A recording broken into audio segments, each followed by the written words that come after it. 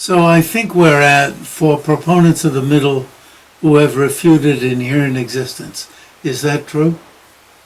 Yes, yes, Understanding that everything is like illusion in post-meditative equipoise is not what's being talked about here.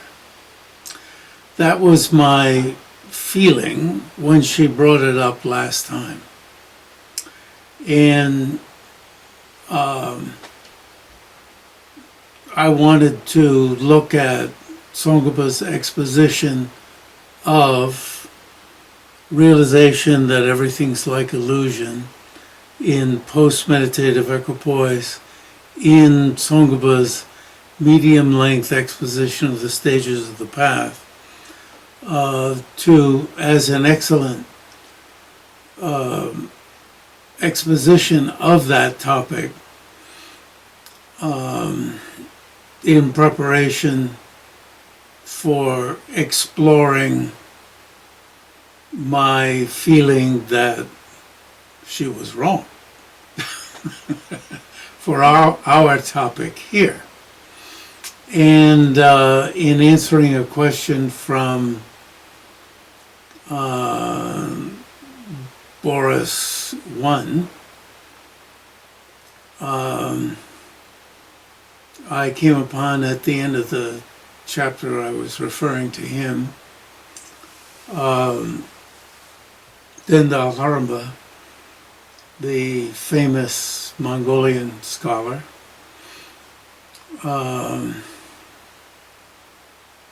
the exposition that brought clarity to my thought,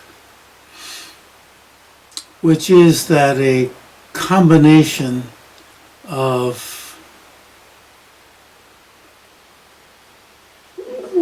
I don't know if I should say that sort of emptiness and appearance. Of emptiness and appearance is an affirming negative. And that is not what is being talked about here. I don't want to get into the detail on that. Please read about it as much as you want to delve into that topic, which is very rich. And of course, realizing all phenomena as like illusions is very, very important. And the topic we're talking about that's relevant here is very, very important. And I want to continue on with our topic here and perhaps get to that other topic later. But both of these are very potent topics.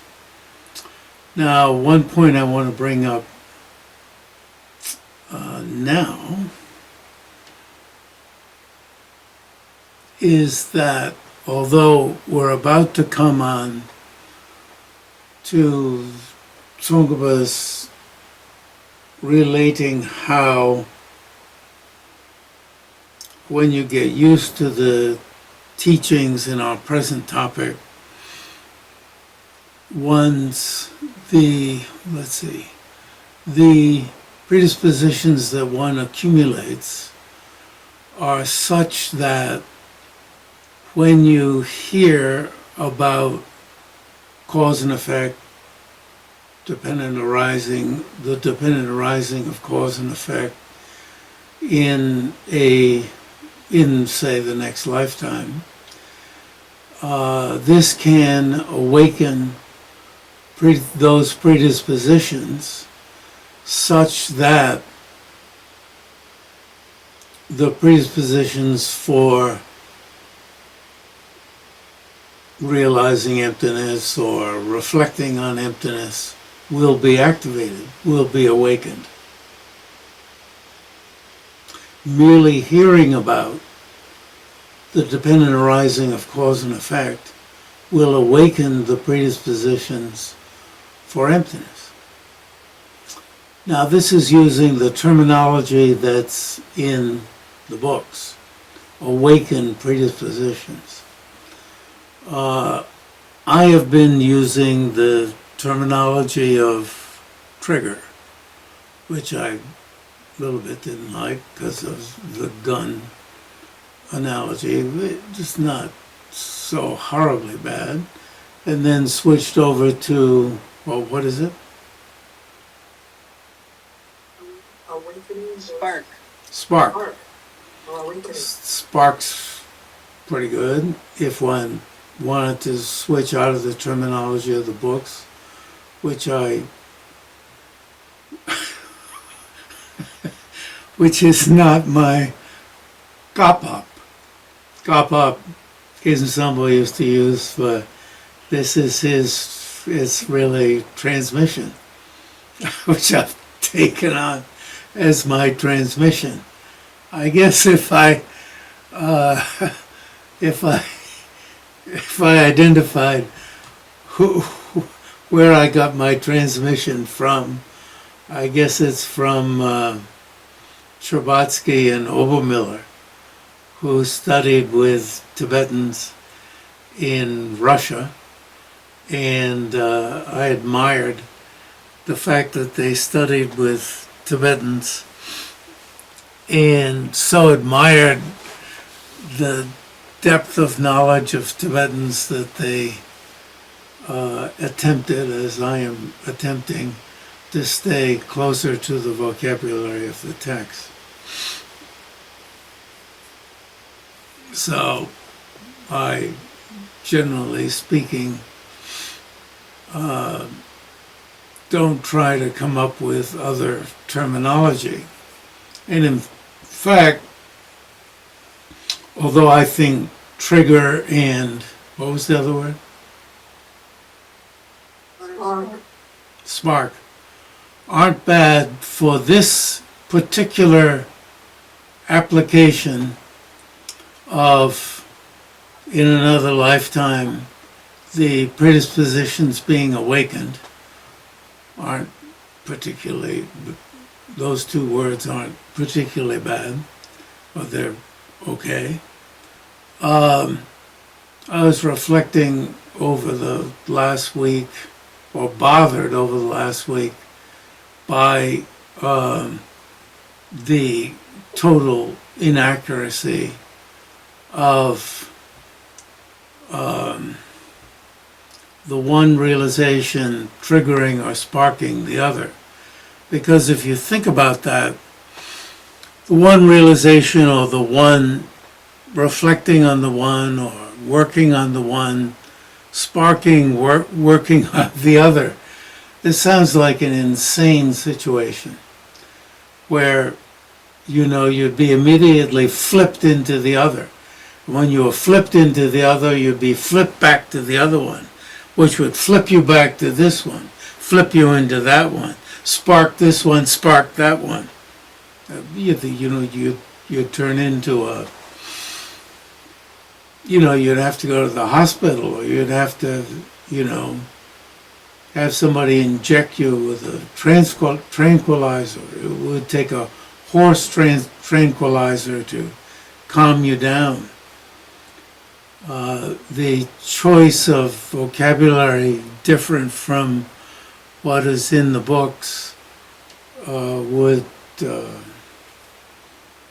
as exciting as it might seem, be like all these words they have for kids in school who can't keep their mind on a topic. And what nowadays they send you to a nurse down the hall, and the nurse pumps you up with drugs, which sounds totally frightful to me.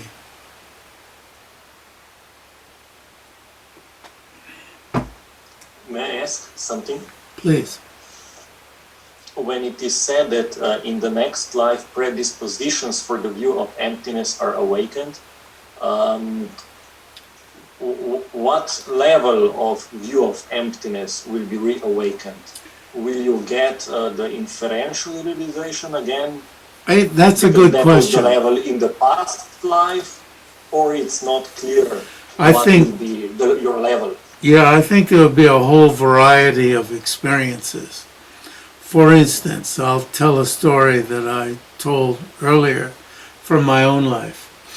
And as I've said before, for those who've been at these meetings, sounds like, alcoholics meeting together once a week, telling their stories. That, I've kept to myself and not told my stories. And now that I've explained this before, but it's worth saying again. I've kept to myself and not told my stories for decades upon decades. And I have come to the conclusion that I'm old enough and near enough to death, even if on the possibility that I won't live until His Holiness dies.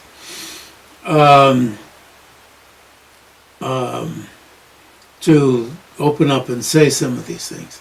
Anyway, I was in my family's living room, which was a room that we did not frequent. It was, for some reason, saved for Sundays, partially used on Sundays. And in the corner of the room where the door was kept open almost all the time, behind that door was a big pot, literally a pot, made out of clay.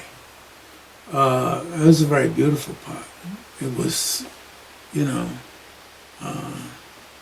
maybe 2.5 feet high.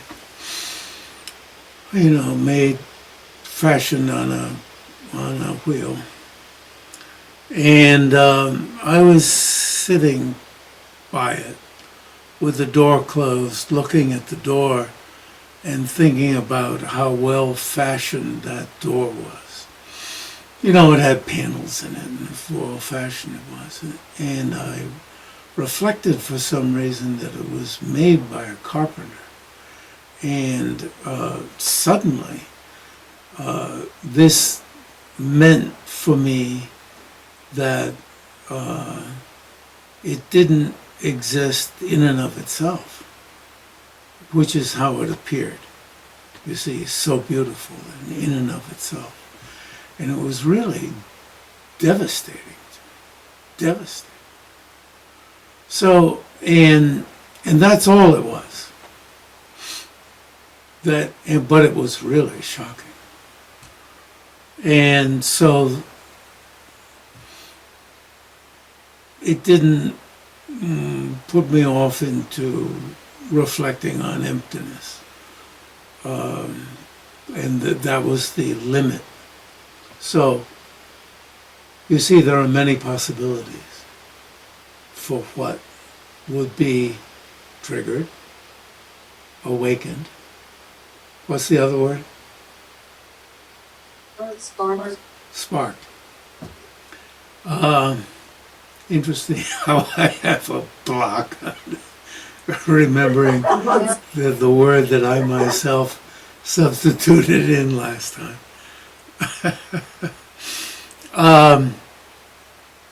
Whereas, I can point to remembering Dokwe Taksam when I was looking at another time. I actually think that may have been when I was crawling around and stopped. And Dokwe Taksam, looking at the mantle above the fireplace, but I wasn't crawling at the time, I was sitting. But anyway, various. So, I think various.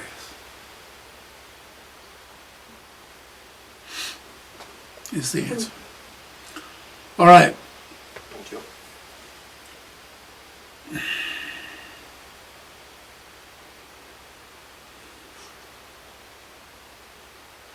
So, what does simultaneous mean? question about simultaneous. George Dreyfus, the first white guy to get a geisha degree,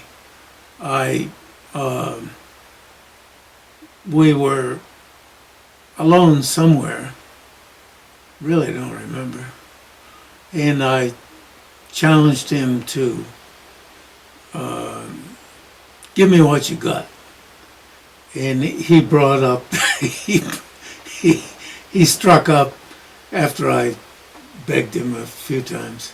We were in the same class in School of Dialectics. I was put in that class when I was there for a few months in the summer, spring, whatever.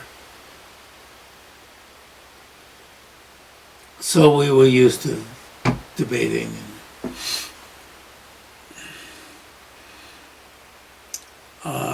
Anyway, and so he struck up a formal posture, and a particularly formal posture, as if we're, at a formal debate. And he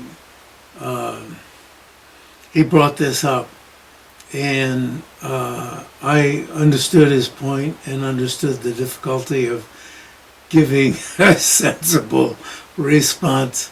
So then I just left it, and I didn't respond, and let that be. We used to gather at night and shout at each other, and to the point where His Holiness's younger brother, Losan Samdin, came on the outside tiny walkway at Mungi Hotel, and to tell us to quit being so angry at each other. But we weren't angry. We were just carrying on the loud foment of discussion from the debate courtyard. And anyway, my answer is, what does simultaneous mean? It means without any other intervening cognition, without any other intervening, doesn't have to be valid cognition, without, what can a notary? He wasn't speaking to that particular point. I don't know if he said any other intervening consciousness. No other intervening consciousness. So my response to your written question to me, which I diverted you to Dendal Harumba's commentary, that's in your book, this book that we're looking at. Way down below, whatever chapter it is, 13?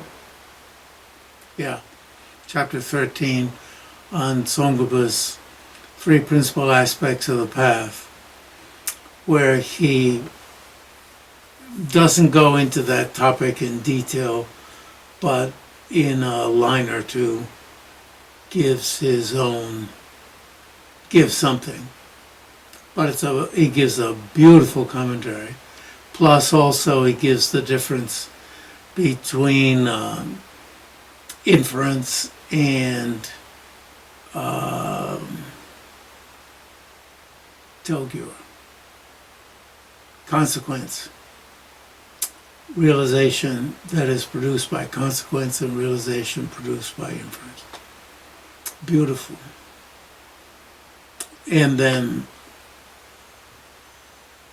this response to Venerable's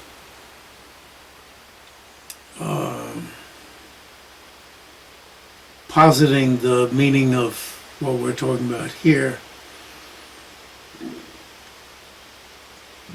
as being illusory-like, realization of illusion-like appearance. That response is in that very same chapter.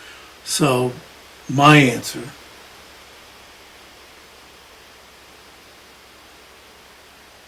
is here. George asked me at one point, if there's any difference between realization due to inference and realization due to consequence, just ask me if I knew anything about that topic. And I believe I said at that time, this is just, two friends asking each other. And I said, I thought they were the same. My answer now would be, take a look at what Dendal Harma says. Dendal Harma says in this commentary on the three principal aspects of the path, and is translated here. Dendal Harma is a famous Mongolian, and as I said once before in these meetings, I think only once, old people tend to repeat themselves. Geshe Wangyal reported that Dendal Harma was in his tent, and there's light shining, tents have holes in it. Dendal Harma was smoking a pipe, and so there was smoke in the tent and light shining through. So the shaft of light was evident due to the smoke, and he hung his pipe on the smoke, on the shaft of smoke. I'm not particularly impressed by feats of magic. But anyway, people tell stories of magic, magic stories. Anyway, without needing any other intervening cognition brings about ascertainment. And you see the relevance of the word ascertainment. But sometimes realization is substituted for ascertainment. And from having read about the difference between realization and ascertainment, is it the previous chapter in this book? Realization, the bottom line of realization can be without ascertainment, because in implicit realization, right, the ascertainment is yet to follow. Technical. But oftentimes realization includes ascertainment. So in the latest chapter in the list of great scholars is by His Holiness. And His Holiness very carefully uses ascertainment. And for years I wondered, maybe decades, why people use ascertainment rather than realization. Maybe they're being careful, right? Gyaltsab is being very careful early on because he wants to preserve shukdo, implicit realization. Sorry, I mean to use the English first, because there's immediate turnoff for those who don't know Tibetan. If you know Tibetan and you're talking with people who don't know it, I say never use Tibetan first. Use English first and follow it with Tibetan.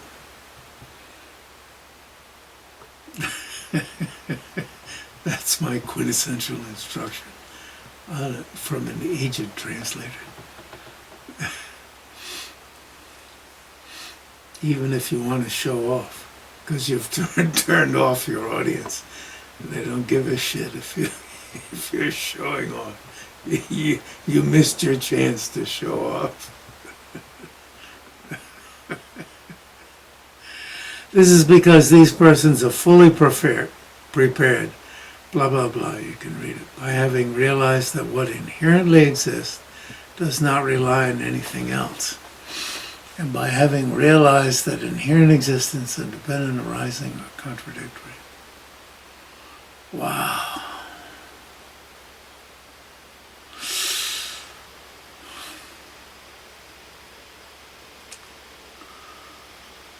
I should have had that in mind when two of my neighbors and I were out fixing the car, fixing one of our two old cars.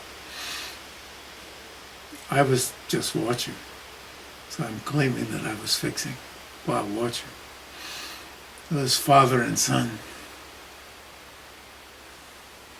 The son was having a hard time fixing it, so he called his father, who lives at the end of Harris Mountain, Maine.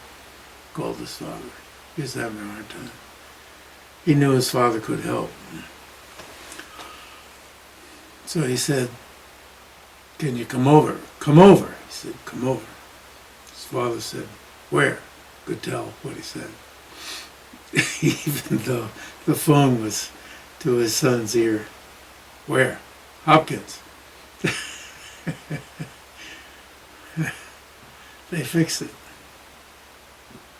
His father finally saw a frayed wire, small wire. So his father said to me, "Do you have mice?" I said, "Sure." And he said, "Look at that." And I said, "Well, it's either mice or the heat of the engine melted it." That was my contribution. Didn't make any difference. So his son spliced the wire together. Tsong-kha-pa goes on to say, they become so accustomed. Now that's me at the margin, right? You're clear? That's me trying to make Tsong-kha-pa clearer. So I'm not straying from the vocabulary, I think, but beware. So accustomed to this sequence that when in a future life they become aware of an effect's dependence on causes. You see, when I was out there watching him fix this, I should have had reflection on emptiness, but I didn't. This awareness itself awakens. Now we have pakla nyel, predispositions, one word for, pakcha is pakla nyel. Nyel is sleep. Sleep in, lie down in, pak. But I don't have, as I said before, I don't have a basic meaning of pak, but for the view of the emptiness of inherent existence.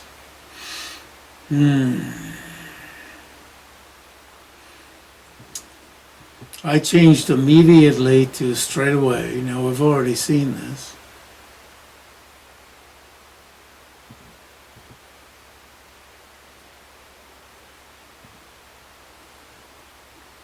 Straight away, immediately upon seeing, hearing, or becoming mindful, taking to mind. That sprouts or shoots or stalks.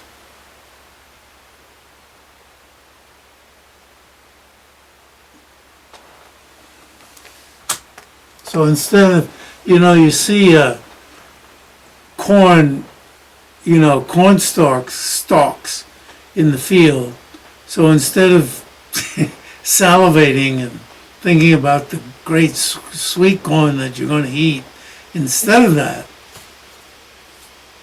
you think, oh, that relied on somebody planting seeds, and that throws you into new word. Sparks. Awakens. Predispositions. Cultivate. It says komba. The meaning of gomba is Komba. Meditate, even you could say. Komba is my translation for, cultivate is my translation for Komba. Komba is the meaning of Gomba. Contemplating, but it says contemplate also. Semba. The mode of the absence, the way, the fact,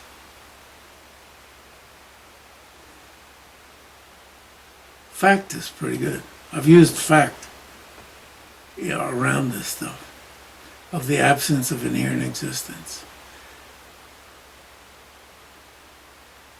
This being the case, although in another, either the next or any time, you see,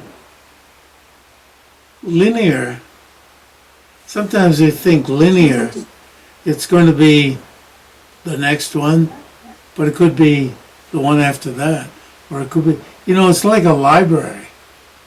The library, the book's right there. And so it doesn't have to be contiguous.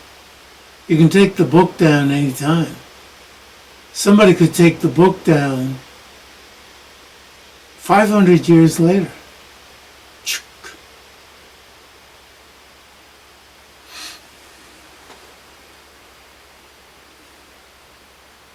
Although in another lifetime the emptiness of inherent existence is not explicitly explained,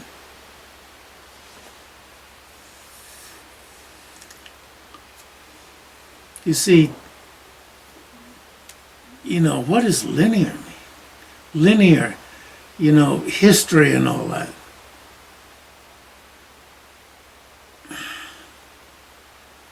Linear means something, obviously, but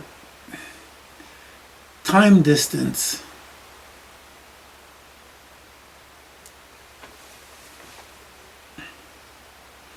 predisposition for the view of emptiness are seba, sada, se, awaken.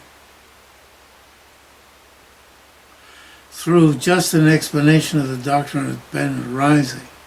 Does anybody know this story? I don't. Must be able to look it up. Upatishta realized suchness, emptiness, through Ashvajit's explanation itself, not plus something else, itself. Ni, probably ni. I got out the text.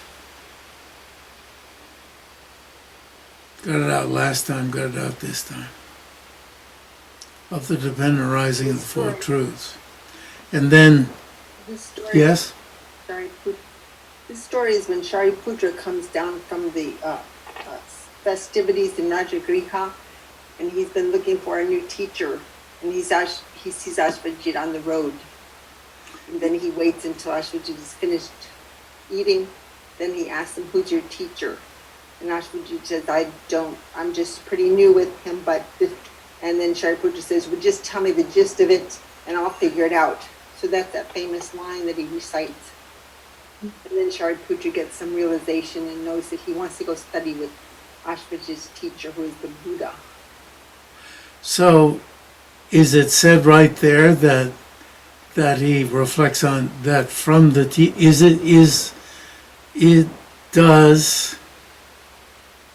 does Upatishta,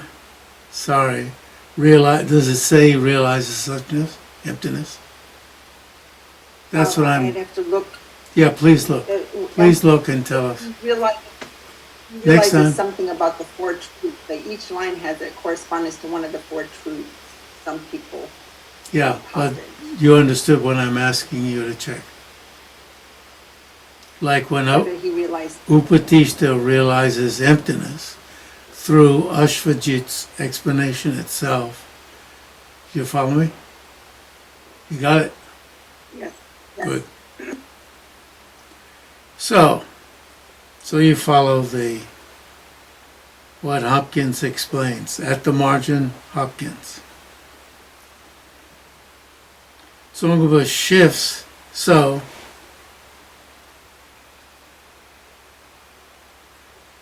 this is, so you got it. True sufferings are the effects.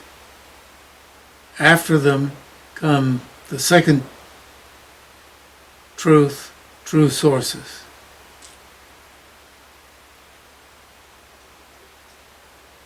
Actions and afflictive emotions. Well, sorry, it says it itself. Afflictive emotions and contaminated actions. I was translating from Tibetan. Contaminated actions and afflictive emotions.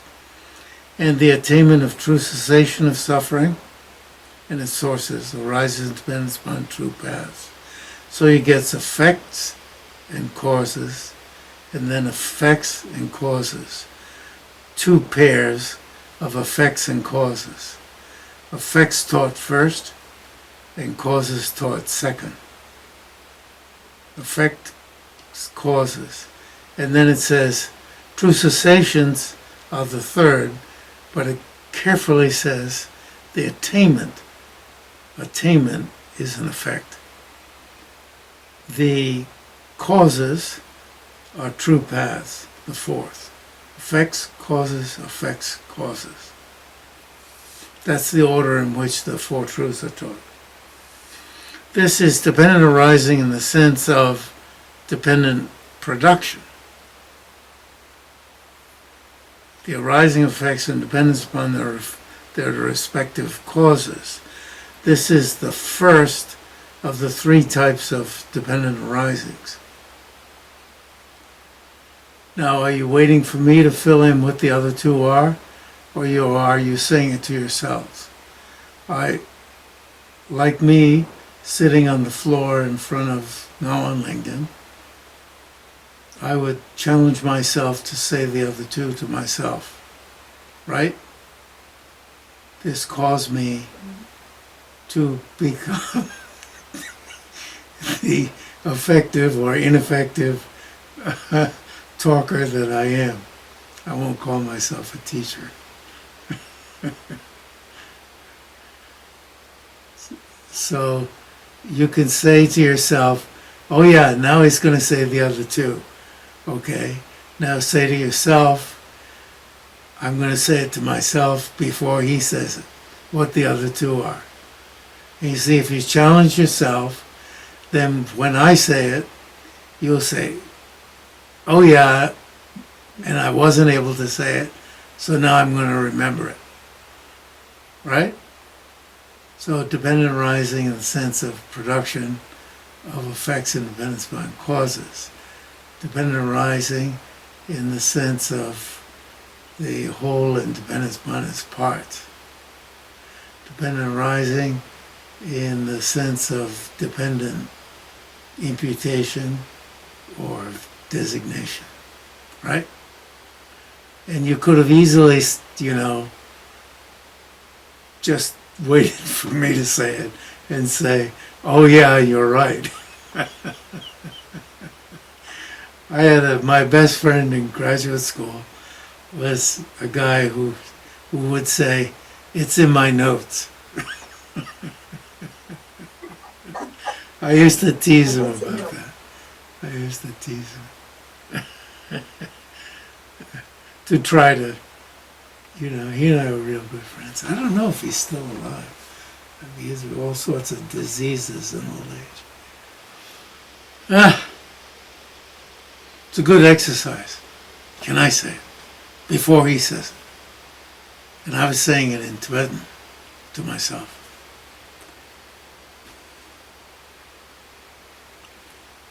Cool. All right. Yeah. So,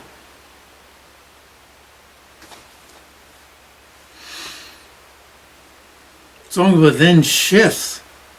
It's pretty wild, isn't it? How he shifts.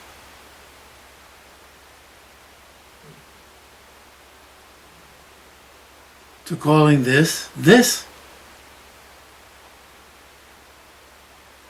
Is Hopkins justified in saying, calling this dependent imputation, which is imputation or designation? I shifted from using designation all the time to imputation. Imputation has more the sense of, don't impute that to me. That you see, there's something that this doesn't belong, impute. You see, the basis in the consequence school, the basis of imputation is not the object imputed. A little bit like the basis of imputation is not the object imputed. Sorry. Yeah, right. So there's something a little bit like that. Designation, maybe the collection of the parts is just called the parts, so it is the parts. A little bit,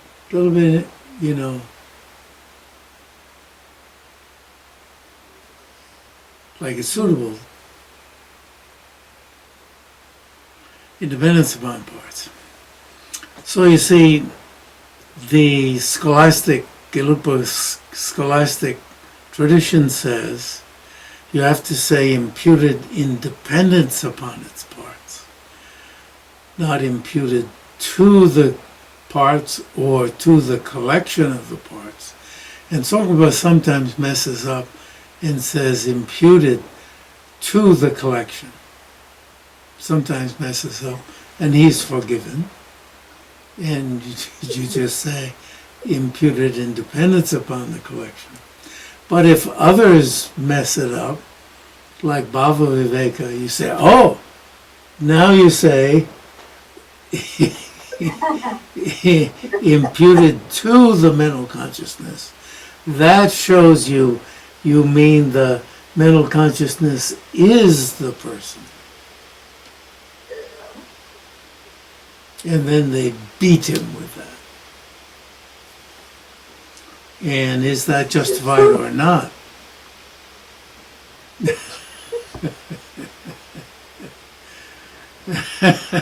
Well, Jeffrey, one quick question here. Please. Is it clear from the Sanskrit with the particles if you phrase something with imputed to the parts versus, or to the whatever thing is? Independence upon. Well, because in Tibetan it's just a la. Sorry? Well, independence upon. Certainly you have to have those words. That involves having more words. Independence upon. So it's not a question of upon and to. You have to have depending upon. Right. Tat prapya yadutpanam. Nagarjuna. Tat prapya yadutpanam. Notpanam tat swabhavata. Where Nagarjuna himself is glossing pratitya.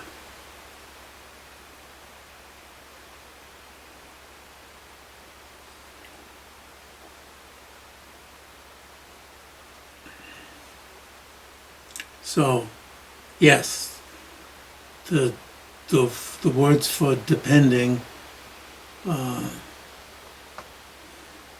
prapya, and there's a whole rap on that one.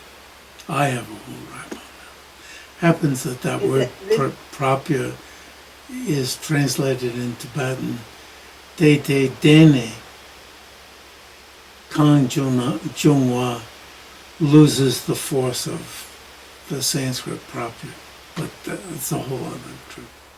In order to have these kind of predispositions on the mind that can give rise to an experience of emptiness in a future life, is it necessary in the previous life to have learned the whole range of dependence, like dependence on parts, dependence on merely labeling, or is it enough only to learn dependence on causes and conditions? it appears it's sufficient to have only dependence on causes and conditions. It appears. As long as the impact of that gets through, as long as it shatters how things appear to exist from their own side.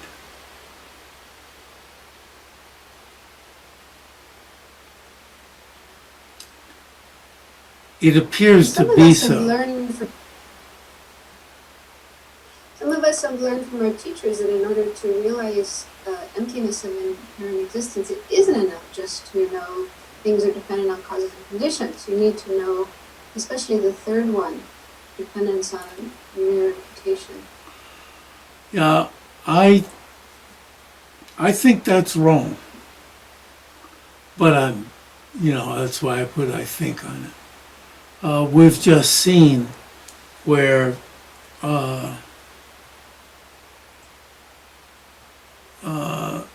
it was posited in terms of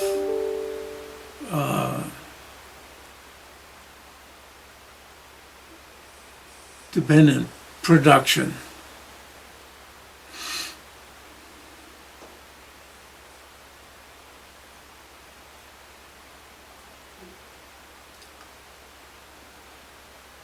Okay, thank you.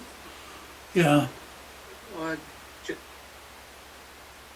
Jeffrey, I just wanted to ask again that question. I don't know if I really made my question clear, and I do like to learn more about how the Sanskrit works. So that's sorry if it's wasting time for people who aren't interested. But my real doubt was like, because if you just say shi de lab ning takwa, whatever ladun you're using, like a particle, in you think about it, like in English, it would be reasonable to translate it either as to that base or collection, or as, existing as that, imputed to be that, as that, right? It could be temi, or it could be naminiba, it could be any of them, right? Yes. So that was really what my question is. So is the reason why they're insisting to use shi de la tene takwa is dependent on that it's imputed, because it's just too ambiguous with the particle, and is the Sanskrit different?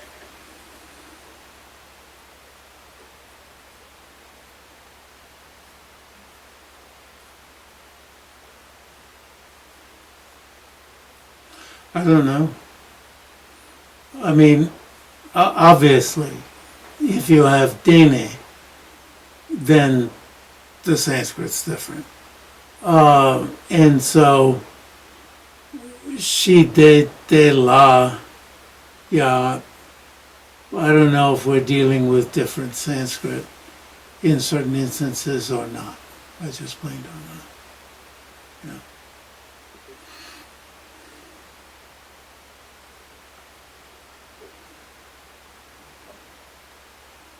Yeah. And it's very interesting.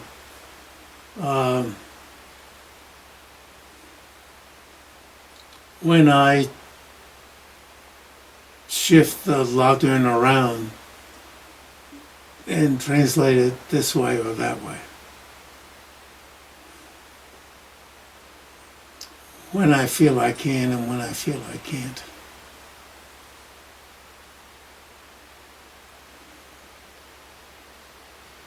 It's something you like to just experiment with, kind of, huh? Yeah. And I've experimented with trying to be stricter when it's obviously tinny, when it's obviously when it's obviously adverbial accusative, when it's obviously adverbial, and to translate it as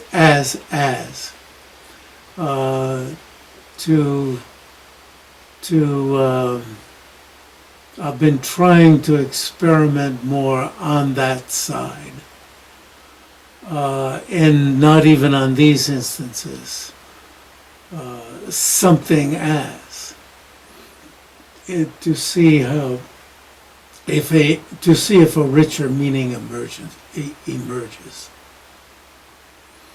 In my drive to be more conservative. You know, this liberal guy being more conservative in translation. Since that's my transmission. One could be conservative in following the number of syllables also. I mean, you know, in Sanskrit and Tibetan, things are much quicker and shorter. And if this is a text to be memorized and grasped, perhaps following the number of syllables would be one measure of how to translate as well. I would leave that for someone else. Although, to my amusement, as I've said before, when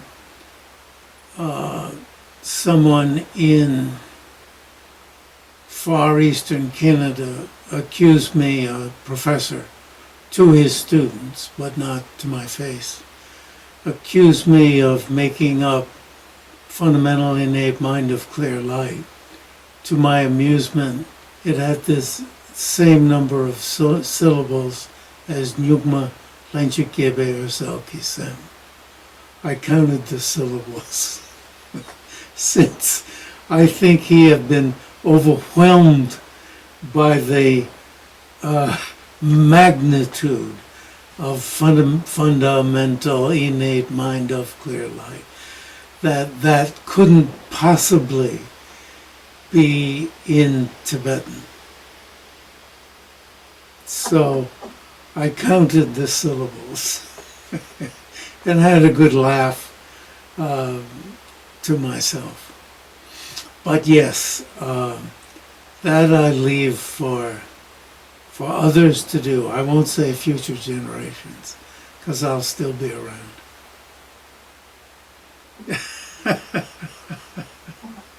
You're like Keith Richards. Well, what's his name? My good friend in Dharamsala, who translated that great text on highest yoga, he said, wow, you look good. Compare yourself to Keith Richards.